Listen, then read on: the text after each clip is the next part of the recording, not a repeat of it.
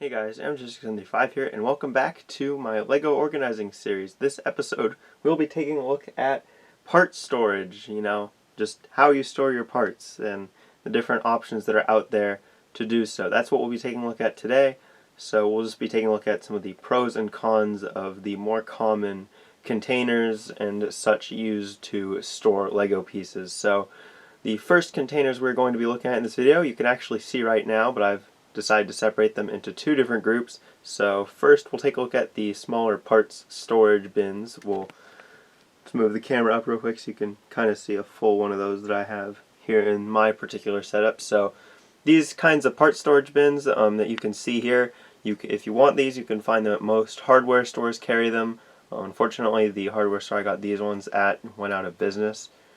So that kind of sucks, but I'm sure you could still find them online when I do my sort of organizing room tour. I will link to where you can find these specific ones, but pretty much any hardware store you go to will have some variation of something like this, and these are meant to store basic parts like screws and stuff that you might need while you're doing some repair work or something.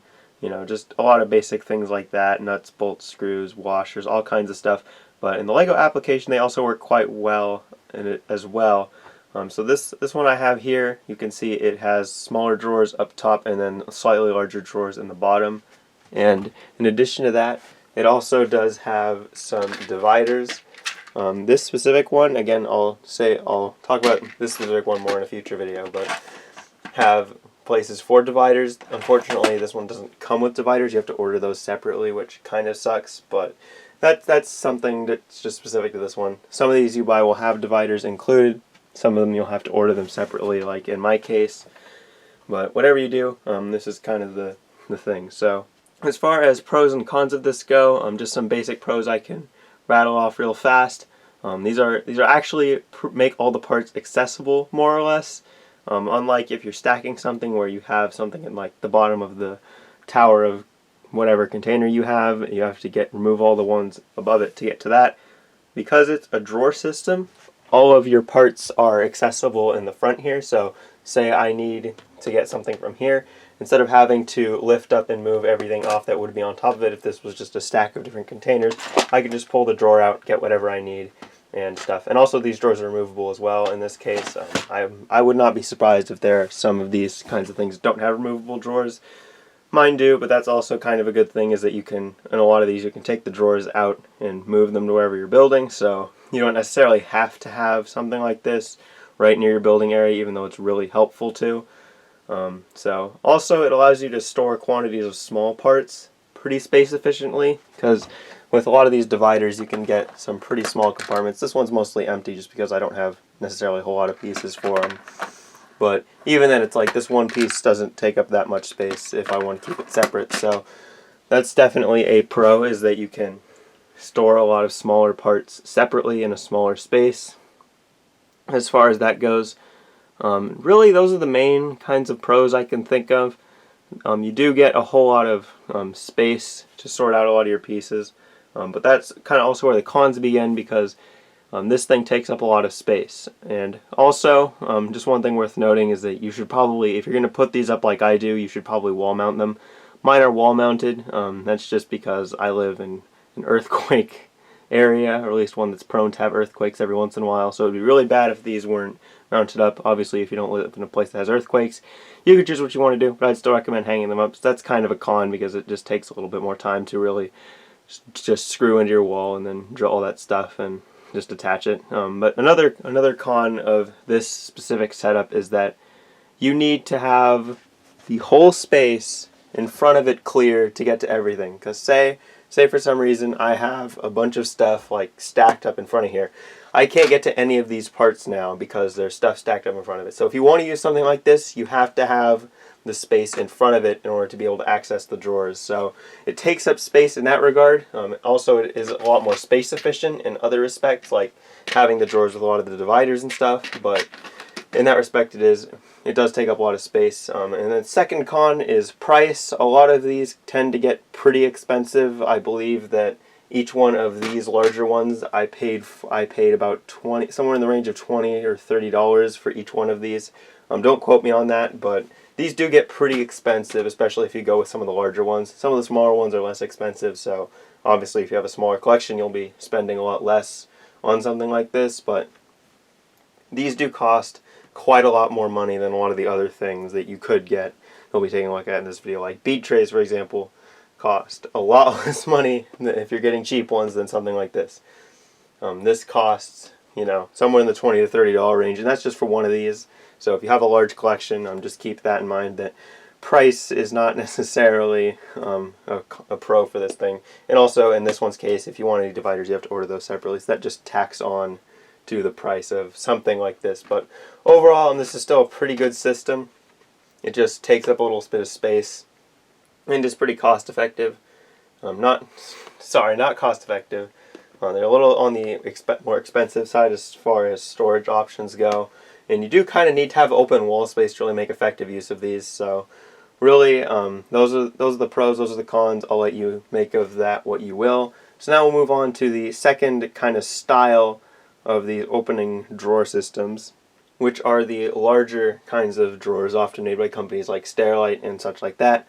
I do have some larger versions of these ones. I'm talking about these wide ones down here more specifically that the camera's pointed at, but just these are easier to show because they have the little nice lighting kit pointing at them right now, so I don't have to change anything around. So something like this, I can actually pull these ones out, which is kind of nice, so you can get a better view of this specific one. You can find these like in Target and stuff. I believe Target's where I got a lot of these ones.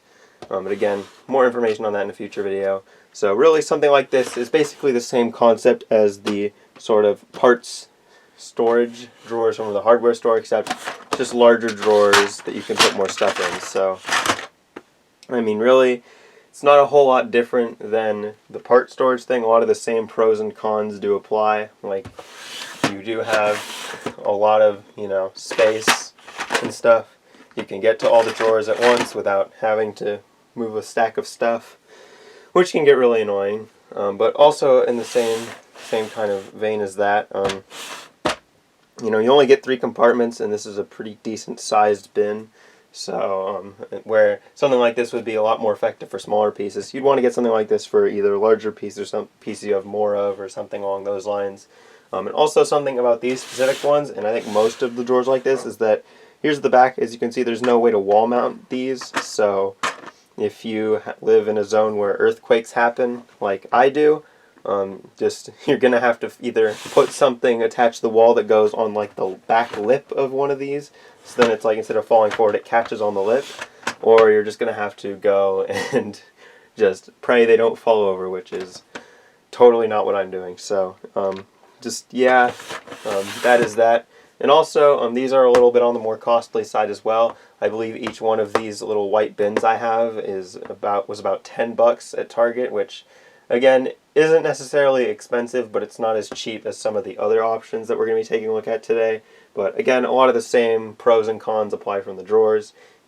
This one doesn't use the space as effectively, I'd argue, as the part storage for kind of hardware parts go, but you do have larger drawers here, so you can store like larger pieces and more pieces in these. So you get what you get.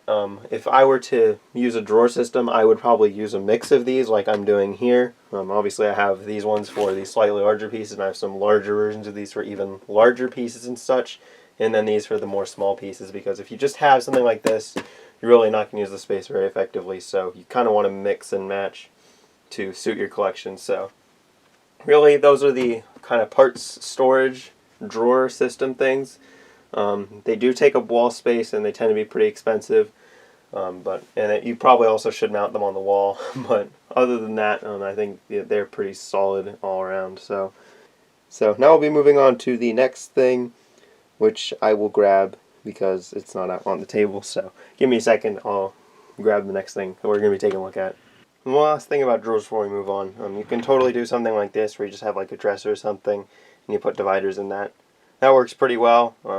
Pretty much the same pros and cons as the other drawers, just thought I'd mention it in this video because it's something that people do. So I did mention bead trays earlier, and that's actually the next thing we're going to be taking a look at, are bead trays. Just this bead tray in particular is a smaller bead tray, you can get a lot larger ones than these. This is just the only one that I still use to store anything in, so I thought I'd pull it out because there's actually stuff in it for the Lego application. So bead trays, what are they good for? The good thing about bead trays, and then there's all kinds of bead trays, I'm not going to get into all the specifics of different kinds of bead trays, is that you kind of have a lid that locks on, so you don't need a whole bunch of open wall space or something like this. You can totally just throw these things like on a shelf, under a bed, you know, in a box, somewhere where you don't really need to have an open wall to access them like these. You know, you can totally just pile these in. So that's good. They're a lot more space efficient in that respect, because it's like with this thing, I have 15 compartments, I believe, with this specific thing, and then it's like from a width perspective, you know, just dimensionally, it's not that bad. It uses the space pretty well, I'd say. And kind of getting into something like this, you do have obviously different ones will have different things, but you also have dividers.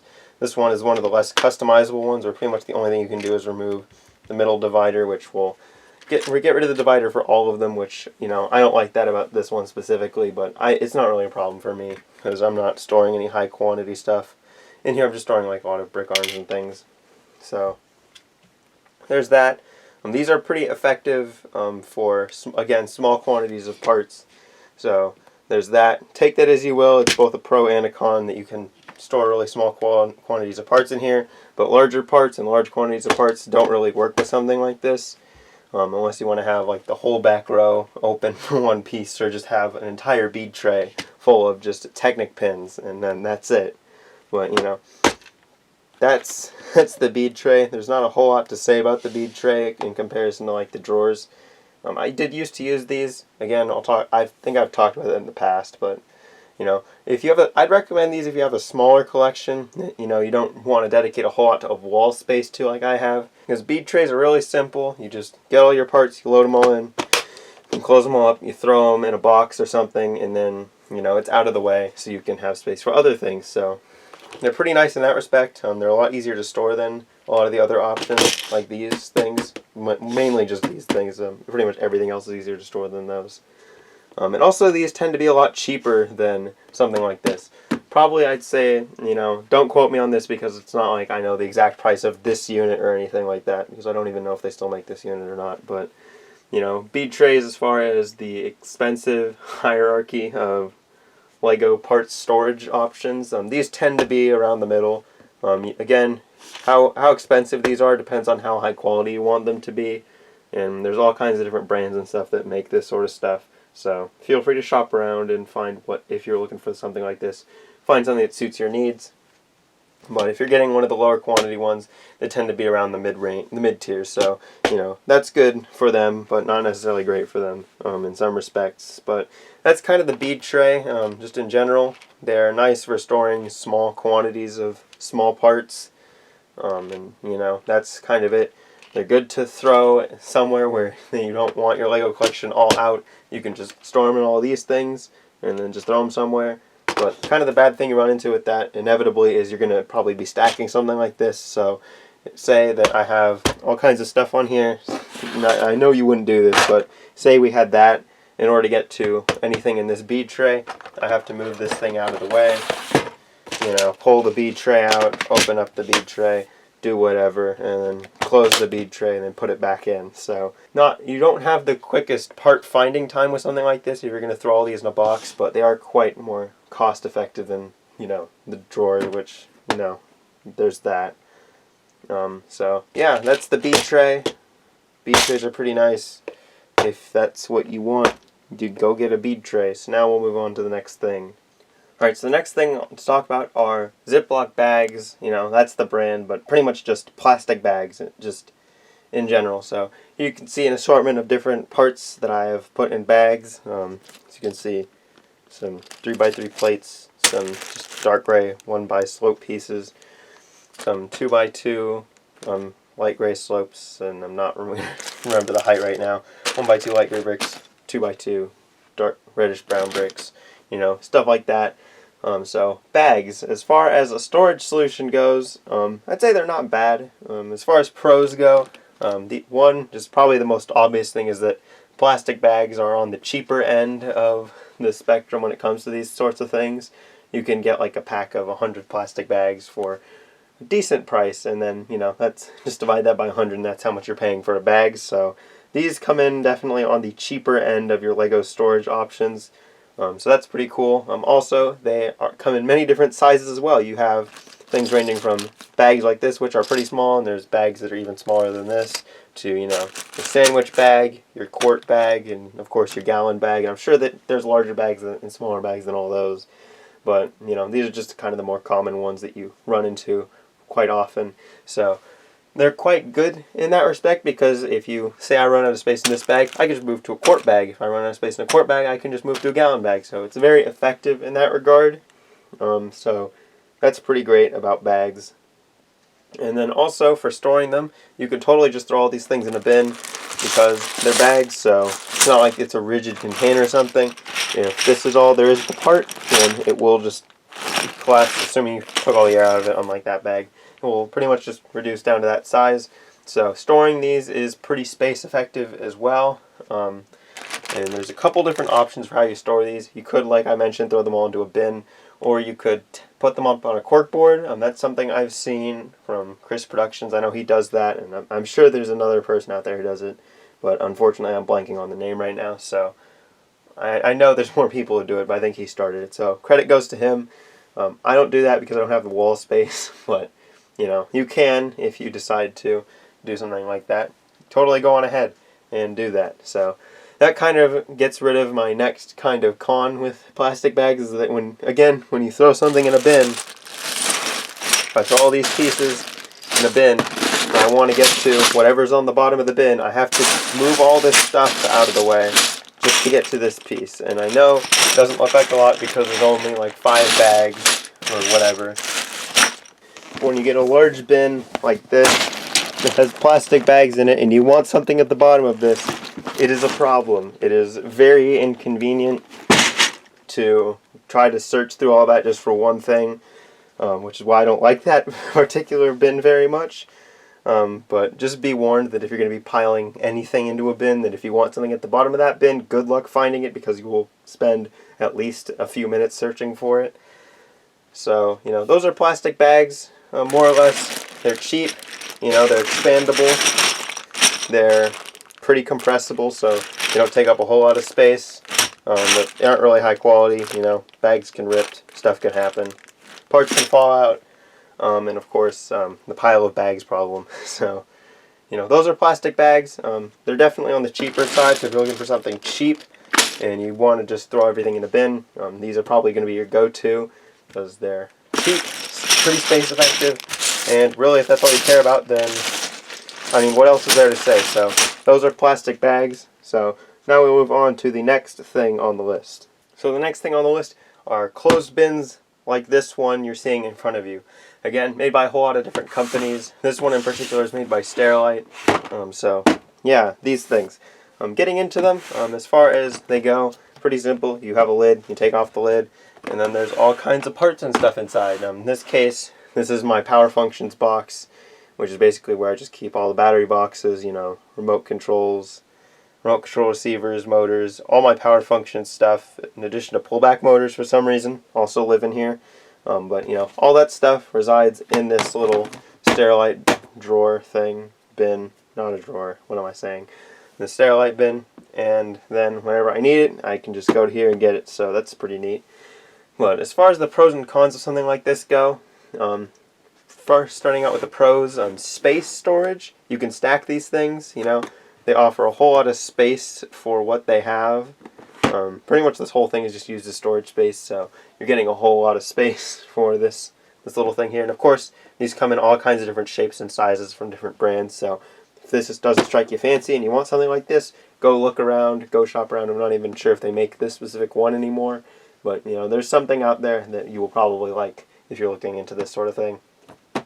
So other pros, these tend to be a lot larger, so they're great for storing large pieces and large quantities of pieces, which tends to be something that, you know, something like your drawer systems will run into as a problem, because a lot of the drawer systems are pretty small. So if you have something like this, you can store large pieces, large quantities of pieces, all that fun stuff.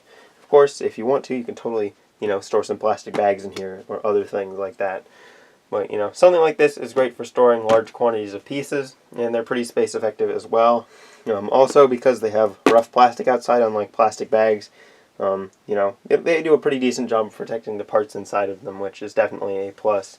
Which also kind of goes for a lot of the other things we've looked at so far in this video, but that's not important right now. So, as far as that goes, those are kind of the main pros that I see for something like this. And you can store stuff pretty close together. You can obviously stack these as far as high as you want, as long as the type of bin you're using allows it. And you know, they're all around pretty decent for large quantity of part storage. And as far as expense go, I definitely, I'm getting into the cons. I believe, again, don't quote me on this, but I believe that, again, these tend to come in on the higher end of the spectrum. Not as expensive as something like this, probably, but, you know, it's up there as one of the more expensive options you can take. So that's definitely a con, is cost of these kinds of things. While it's not as crazy as the drawer systems, it still is more expensive than other options that are out there, like bead trays and plastic bags. So take that as you will. Also, I know I've mentioned this and you're probably getting sick of me mentioning this, but if I have a bunch of stuff on top of here, like in a lot of cases you will have if you decide to use something like this, if I want to get anything out of this box, I have to take everything off the top of here to get to here, which just is really inconvenient and annoying, and in my specific case made me use anything at the bottom of any stack less often. So, you know, consider it at the very least. But those are kind of the main pros and cons I see with something like this. Good for large quantities of pieces, good for like a bed or a closet or something if you want to store your parts in there. But, you know, it has its uses, and really if you're not going to use it for that, then why would you use something like this? I don't know, but, you know, again, a lot of flexibility with something like this. Come in a lot of different shapes and sizes. So if this is something that interests you, look around. So now we'll move on to the next thing. And this next thing is actually a variation on the thing we just looked at, which is why I left it out here, which are these things. You've probably seen one or two of these things before, maybe. Maybe you filled one. This is a pick-a-brick cup. This in particular is a large cup. There's also a small cup, which is a smaller version of this, but we're just going to take a look at the large cup because, let's be real, almost nobody buys small cups unless you just like wasting money, but who does that? So, pick-a-brick cups. These are pretty much the exact same thing as your Sterilite containers in this kind of bit form. You know, just a lot of the bins like this, except they're smaller, they're round, they're made to be stacked together, and they cost, you know, this one costs like 17 bucks from a Lego store. So, again, definitely on the more expensive end of these things, but you're probably not buying this for storage. You're probably buying it to get parts from the pick-a-brick wall, and then you have it, and you're like, hey, I might as well use it for storage. So cost on something like this isn't that big of an issue unless you don't have a bunch of these and you want to use them. I happen to have a bunch of these, so that's not necessarily something that I would worry too much about for myself, but I know that for people who might be watching this who are just starting to get into the Lego hobby a bit more, you know, you might not have a whole lot of these. So yeah, as far as pros go, they're a Lego brand. I mean, I guess that's cool and stuff if you want to keep all your Lego stuff Lego. So yay, branding. Everybody loves branding. So pro, it's Lego. That's cool.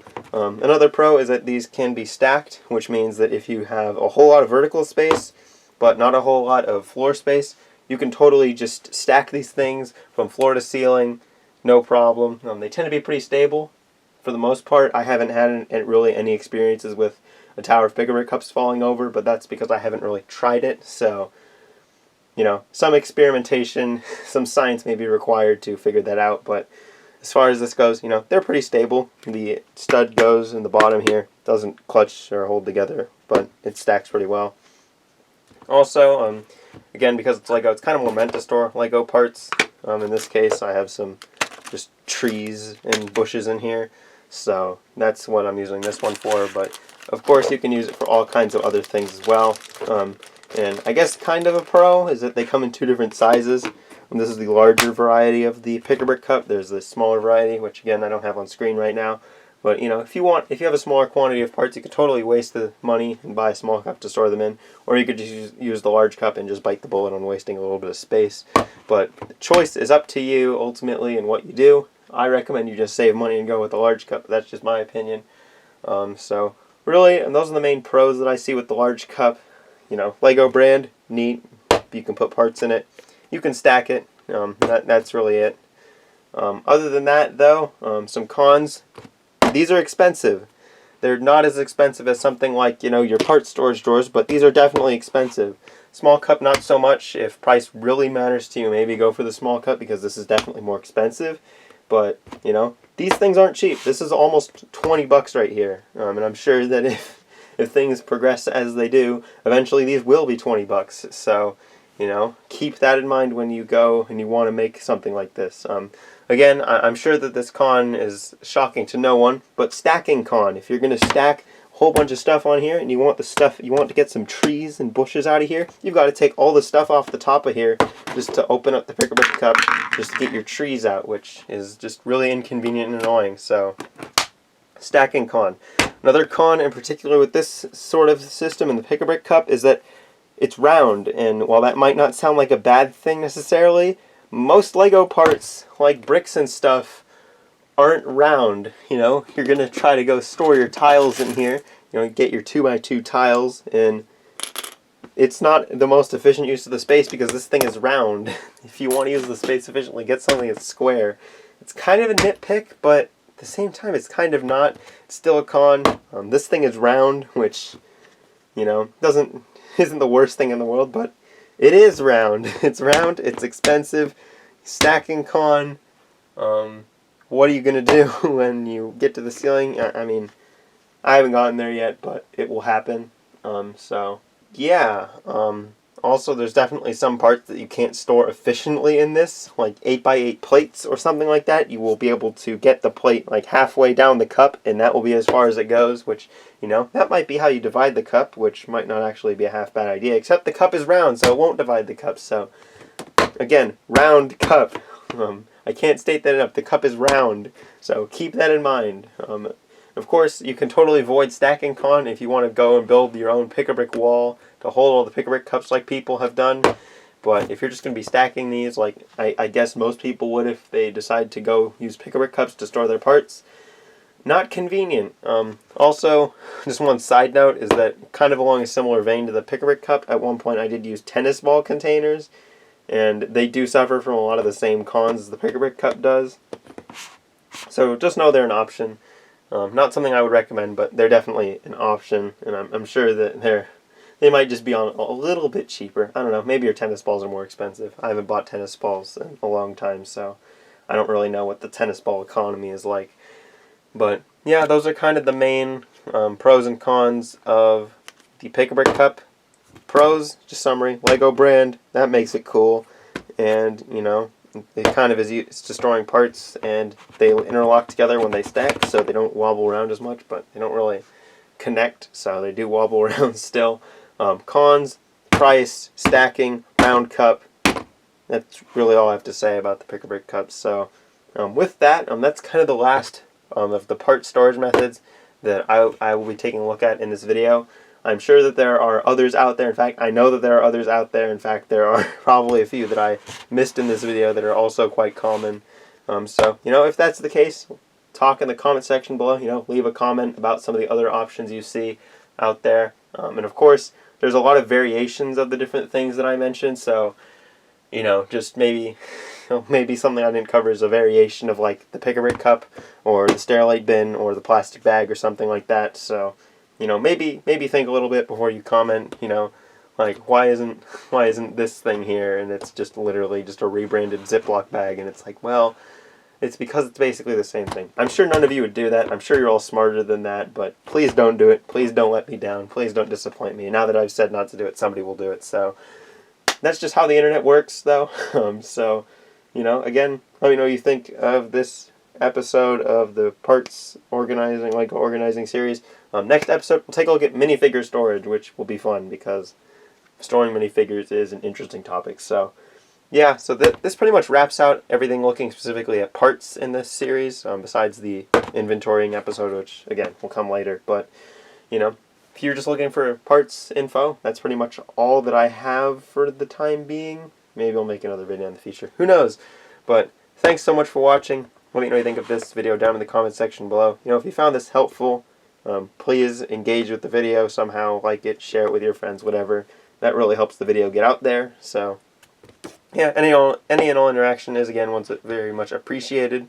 And that's all that I have for you guys today. I don't want this video to go on any longer than it already is because this recording is very long. So thanks everybody for watching. And yeah, tune in next time for minifigure storage, and I'll see you guys in the next video. Goodbye.